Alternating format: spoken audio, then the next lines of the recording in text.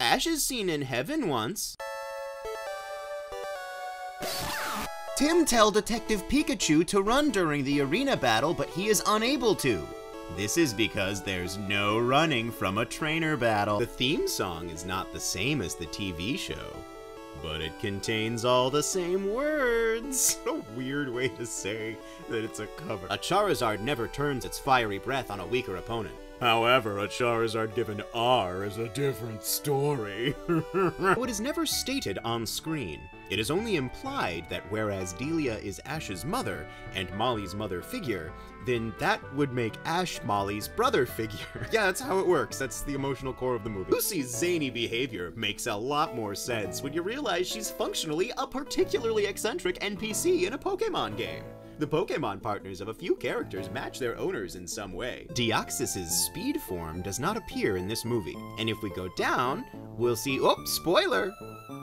Deoxys' speed form is never seen in the movie. Another great example of what the hell is a spoiler, Sam's hobby of sketching Pokémon is shared with Tracy, who coincidentally becomes his assistant. Now you can make a pretty good argument that this is a spoiler, revealing that Sam turns out to have been a young Professor Oak thrust forward in time, but it's not under the spoilers tab. What is under the spoilers tab is— Togepi is Misty's only Pokemon to appear in the movie. Ever since breeding was introduced to the Pokemon games, the majority of players got into the habit using Ditto to breed with their other Pokemon by using its transform ability to become a compatible mate. The Ditto that Tim has to fight transforms into Lucy, and he admits that he's attracted to the real one. On YouTube, you can find a reference guide to all the Pokemon and other references identified in the trailer and the first poster. This is my favorite kind of trivia.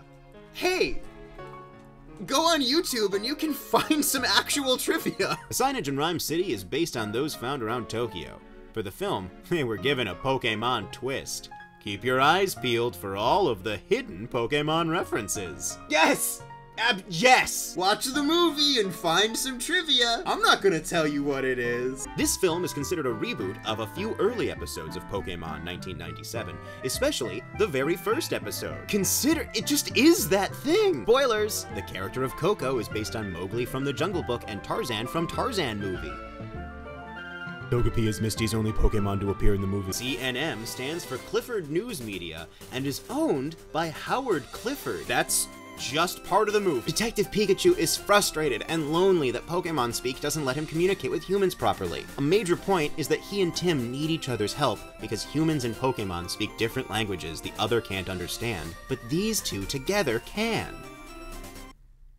That's the plot of the movie! Tim follows his friend, Jack, to catch a Pokemon, unaware that Jack is setting him up to catch it in the tall grass. What do you— Mewtwo was created by genetic manipulation. Even though the scientific power of humans created this Pokemon's body, they failed to endow Mewtwo with a compassionate heart. It's just the plot to a different movie. That is the plot to Mewtwo Strikes Back. I love this one because I feel like the comments are fighting with each other. Danny DeVito, Dwayne Johnson, Mark Wahlberg, and Hugh Jackman were considered to play Pikachu. Chris Rock were considered for the role of Pikachu. Josh Gad were considered for the role of Pikachu. Togepi is Misty's only Pokemon. Bill Nye, Howard Clifton, and Ryan Reynolds, Harry Goodman/Pikachu, have both played vampires. Both Ken Watanabe and Ryan Reynolds have been in DC. Ken Watanabe and Justice Smith were both in movies about giant creatures, but like Smith was in Jurassic World: Fallen Kingdom. Once a Pokemon is captured, it typically cannot break out of the Pokeball.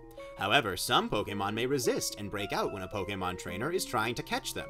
Thanks, random Pokemon NPC. One of the best places to encounter wild Pokemon is in tall grass. Thanks, random Pokemon NPC. Bone Marag is a move exclusive to Cubone and its evolution Marowak. Thanks, random Pokemon NPC. Concept artist RJ Palmer, known for his hyper-realistic Pokemon drawings, posted his menacing vision for the Pokemon Venusaur on Twitter, one that never made it into the blockbuster movie. This is copy-pasted from a Kotaku article I found. Whenever a Lickitung comes across something new, it will unfailingly give it a lick. This is just a Pokédex entry. Mew is said to possess the genetic Cubone wears the skull of its deceased mother. Pikachu keeps its tail raised. Pikachu has electricity storing pouches on it. A Growlithe has a superb sense of smell. Mewtwo usually remains most. The flame that burns at the tip of a Charmander's Charizard's tail. Charizard breathes fire of such great heat that it melts. Togepi is Misty's only Pokemon. Pokédex isn't in the movie. There's a news story in the movie about firemen working with Squirtles to put out fires.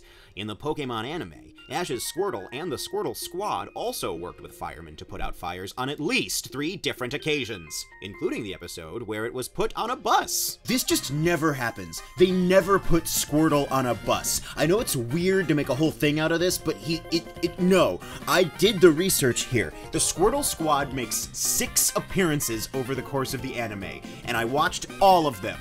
1, in the first appearance, no bus. 2, he does leave on a motorcycle, no bus. 3, they mess up this Smoochum's day, no bus. 4, there's a flashback, no bus. 5, their picture gets taken, but it's not on a bus. And 6, they get taken away by a cop and leave the franchise forever.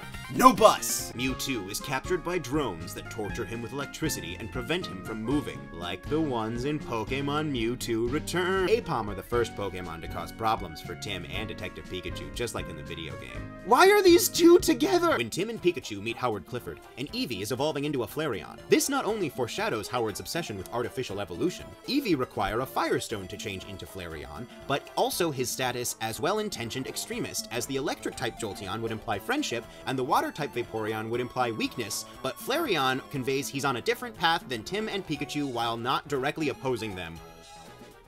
What?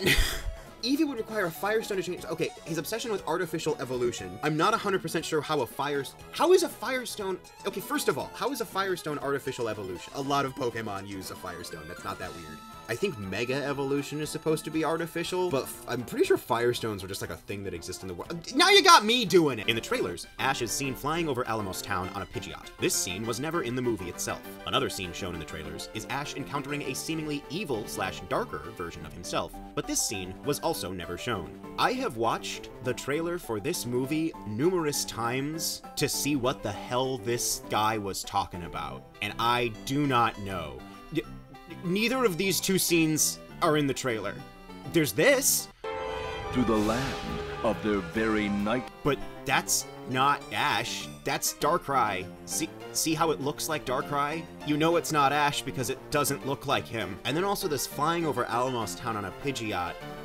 Best I've got is this. They must wait. And as you can see, that is also Darkrai.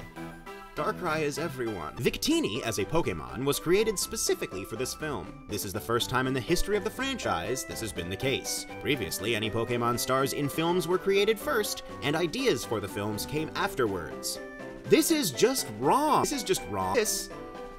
Excuse me. This is just straight up wrong. Anyone who's seen that Did You Know Gaming video knows that Lugia was created specifically for the second movie and added into the games later. Also, I think the first part might be wrong too. Victini may have been created specifically for this film, but I can't find anything to corroborate this. During the Mr. Mime interrogation scene, it seems odd that Pikachu's first guesses as to what he's trying to say is, "My problem is that I push people away and then I hate them for leaving." This seems like a one-off joke at first, but if you consider he's amnesiac, it seems odd he'd jump to that.